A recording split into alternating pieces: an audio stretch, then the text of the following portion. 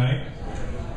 KGW Channel 8 live at 7. Please welcome published author of tonight's featured journalist, writer, and essayist, Jennifer Willis.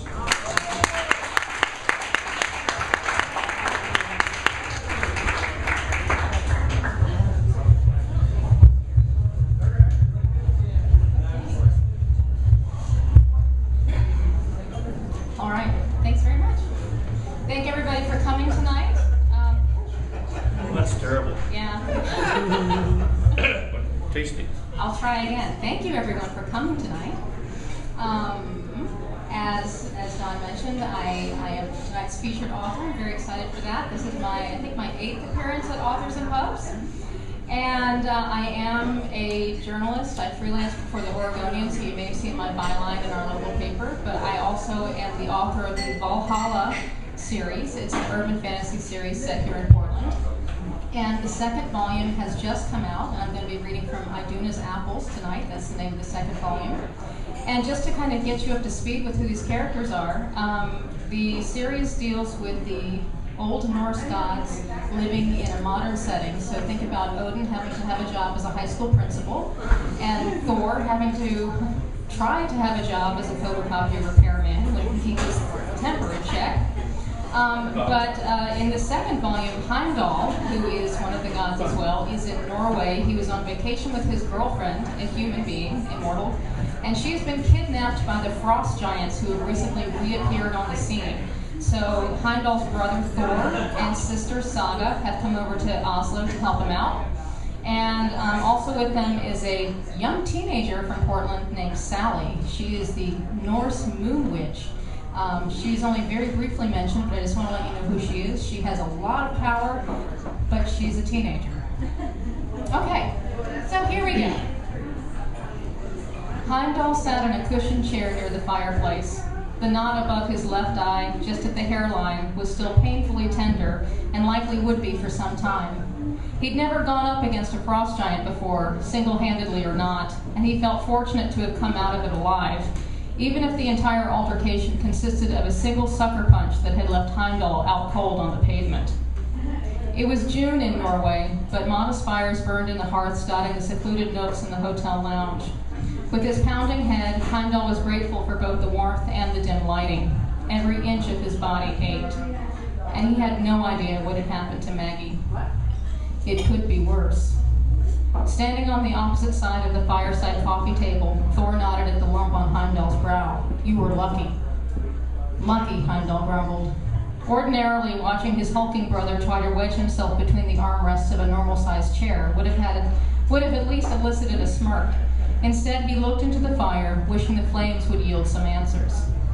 Divination was not among his talents. He was desperate enough to brave international calling rates to the hotel operator to dial the Norns. But the Norse fates of legend... Okay. Sure. Okay. Sorry. Technical difficulties averted. But the Norse fates of legend were once again useless when asked to prophesy plainly by Odin's kin. After listening to his concerns, the mystic sisters screeched and howled and carried on with their usual histrionics before they finally told Heimdall that Jarlsberg cheese was especially good in western Norway and that he might enjoy it on a sandwich. They charged him $54.89 for the consultation, on top of the hotel's transatlantic calling rates. There was the sound of tearing fabric as Thor pushed himself firmly into the chair. "Not a word," he growled at Saga in the next seat, "unless you want a century of picking frogs out of your teeth." Saga mused with a smile. "Your cooking is improving, then." Heimdall ignored them both. He glanced to the far corner of the fireside nook, where Sally sat against the wall as she pored over her journal and shuffled a deck of playing cards. She shouldn't be here. Saga pushed herself forward in her seat, ready to object, but Thor cut her off by raising his hand. "We've been over this," the god of thunder replied with remarkable calm. "The witch may have skills that will be of use against our foe." Heimdall felt an uncomfortable shiver at the base of his neck and hoped the others didn't notice. He reached for the glass of lemonade on the table and held it against the lump on his head. "Yeah, about that. Where did these guys come from? Last I checked, Odin hadn't set up a work release program for frost giants." Saga picked up a hotel brochure from the coffee table and glanced at the map of Norway drawn on the back. Can either of you pinpoint where they were imprisoned? I honestly don't remember. Thor leaned forward to grab hold of his large mug of piping hot coffee and dragged the chair several inches across the floor with him. Not a good sign, the goddess of history forgetting things. Heimdall closed his eyes and let the chilled glass go to work on his tender skin. From his own fatigue to Saga's forgetfulness and Thor's uncharacteristic composure, they were all feeling the usual waiting just before the apple harvest. Even Loki's unbridled chaos would likely be worse than usual. Heimdall's eyes snapped open. Has anyone heard from Loki? Across the table, Thor answered with a tight shake of the head. Heimdall put down his drink and leaned forward. He's the one they'd go to. Why are we sitting around here? If we strategize with him, we can nip this in the bud before whatever the Giants have planned even gets started. He picked up Saga's cell phone from the coffee table. You're not going to be able to reach him, I don't think, Saga offered. Heimdall started dialing. Obviously, Loki's unrestrained entropy had a nasty habit of melting phones, wireless or otherwise. But if Frigga and Odin go talk to him, Saga reached across the table to take the phone away from Heimdall. What are you doing? Heimdall rose halfway out of his chair, but then was forced back down by a wave of unpleasant wooziness. At first, we thought it was just Loki being Loki, doing his recluse thing. Saga disconnected the call and placed the phone back on the table. We tried looking for him in earnest after Frigga got that call when you were attacked. Heimdall watched his little sister's gaze wander to the knot over his eye. Odin drove out to his place in Joseph while we were in transit, Thor said. Loki isn't in Oregon. Looks like he left town a few days before all this began. Heimdall felt his jaw tighten. You're saying he's involved. Saga lifted a placating hand. We don't know that. Heimdall looked back and forth between Thor and Saga. Neither seemed particularly eager to meet his gaze. Heimdall sighed. Yeah, I guess you wouldn't be here with me if you already had Loki in hand. He sat back in the cushioned chair. If I find out that good-for-nothing vortex of chaos had anything to do with this, if Maggie is hurt, hang on a minute, Thor said. You're the one who's always preaching peace and tolerance as far as Loki is concerned, aren't you? He hooked a meaty thumb toward his own chest. Being suspicious and angry is my job, brother. Right, I forgot. Heimdall smiled in spite of himself, then pointed at his brow. Head injury. For all we know, the Frost Giants grabbed Loki just like they took Maggie, Saga offered. These guys have been under the ice a long, long time. They don't know anything about our truce with Loki, how he helped us with Fenrir. We don't know that he's not involved, Thor cut in.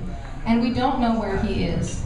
We're hoping the witch can help us with that as well. He cocked his head in Sally's direction. Saga leaned closer as she pulled a folding map out of her bag and spread it out on the coffee table. Thor blew on his coffee, then took a sip and yelped as the liquid burned the inside of his mouth. He put the coffee mug down and wiped at his tongue with a paper napkin. Heimdall had never seen him do that before. Saga had regaled him, or tried to, over Heimdall's throbbing headache, with tales of Thor's awkward airplane exploits, but now the usually blustering god of thunder was almost calm, slow to anger even, and suddenly sensitive to hot beverages. We're fading, Heimdall whispered to the fire.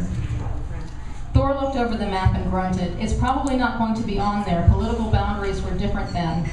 Well, it was above the Arctic Circle, right? Saga leaned over the map and pointed to the dashed line that bisected Norway. Show me where they are. Thor scooted his chair across the tile floor and grabbed at the map, nearly knocking his coffee mug off the table and into his lap. Saga caught the mug and quickly curled her pastry plate out of the way before Thor could push it to the floor. Thor worked the map's folds until only the northernmost regions of Norway, Sweden, Finland, and Russia were visible, then slapped his fat finger down on the paper. There! He hunched over and squinted down at the map. Svalbard. That's what they're calling it now? Saga leaned forward and lifted Thor's index finger off the map. The Svalbard archipelago? That's where Odin imprisoned the Frost Giants? On some islands? Heimdall closed his eyes and carefully probed his swollen brow with his fingers. It's not just a bunch of islands. It's mostly glacial up there, ice and rocks. The perfect place to stash them away permanently. He opened his eyes with a shrug and sipped his lemonade. Of course, I hear it's inhabited now. Saga took a bite of her lingonberry scone and frowned. So they're locked away for thousands of years and then just suddenly pop up in Oslo to kidnap your girlfriend? Heimdall fished a couple of pieces of ice out of his glass and held them directly against his forehead. Apparently. Saga studied the map. Are there flights going that way, or maybe we can hire a boat?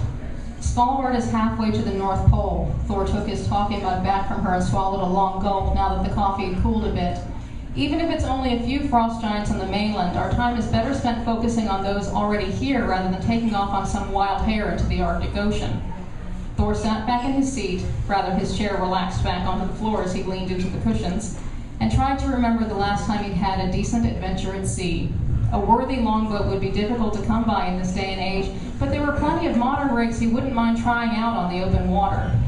It was early summer yet, and the northern seas would be rife with bergs to dodge and travel with for camouflage.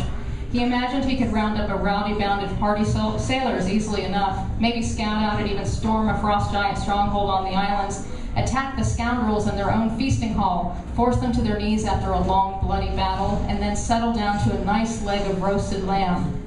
Thor glanced across at Heimdall. Although, no ships. Heimdall waved him off without even looking at him, though he was pleased to see that at least some of his brother's impetuousness remained.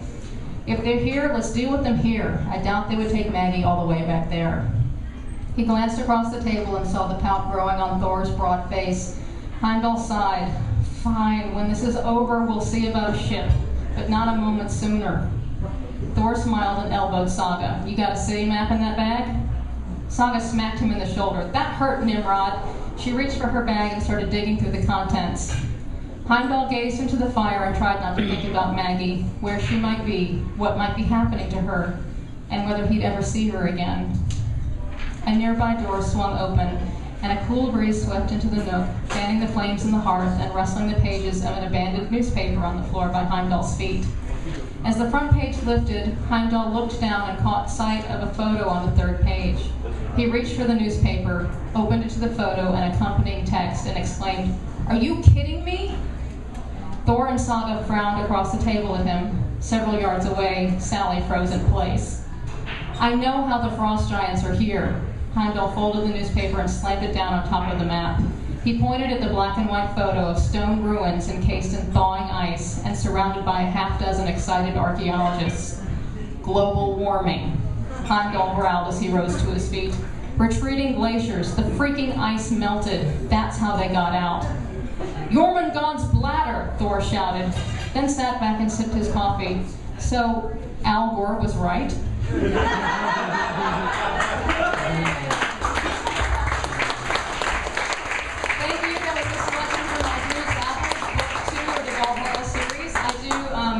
Valhalla and Iduna's Apples are both available as ebooks for Kindle on Amazon.com. And I've got print copies of Valhalla, the first book, with me tonight. I'm right over here. Thanks very much.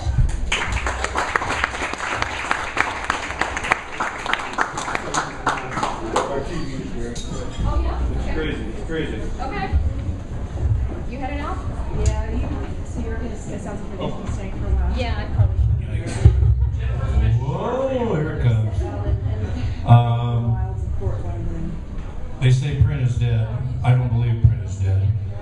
If you're a writer, you aspire to be a writer, you want to come to my show and read something you've written, just give me an email and I'll make it happen. This young lady, I don't know if she was even published when she started reading here. And now she's working on her third novel. And she's on TV tonight. Jennifer Willis, featured author.